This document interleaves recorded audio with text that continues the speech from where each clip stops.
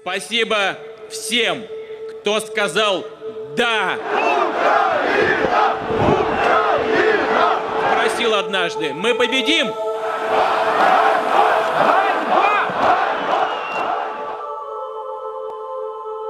Que peut faire l'OTAN si elle ne veut pas tomber dans une spirale très dangereuse, justement, pour la paix sur le continent européen?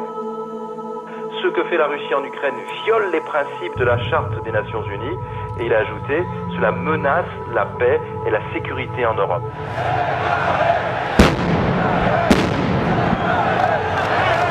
Les réunions se multiplient à Bruxelles, les coups de fil entre capitales européennes également, la machinerie diplomatique marche à plein régime, et pour être franc, personne ne sait trop où elle va, et le sentiment général est celui d'une assez grande inquiétude.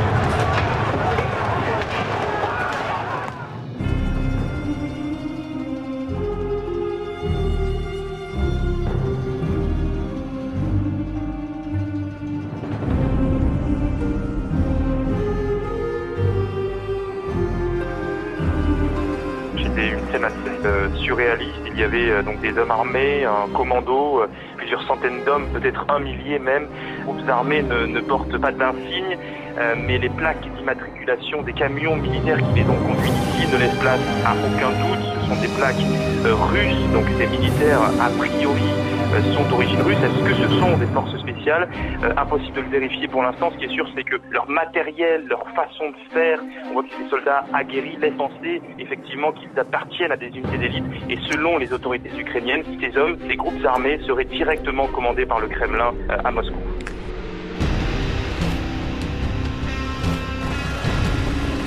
« 800 hommes, 120 véhicules de tout type manœuvrent dans la ville de Valence.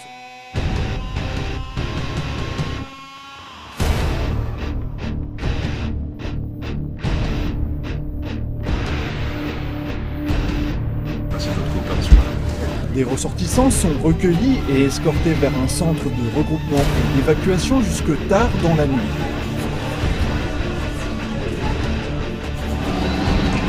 Le lendemain, les combats continuent en ville.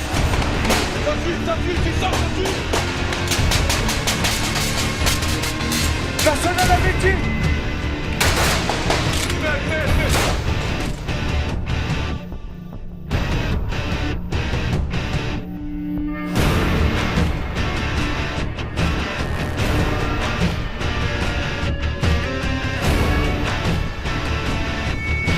Spahis Vaillant participe à la préparation opérationnelle de toutes les formations de la base de défense de la ville de Valence et de la première brigade mécanisée.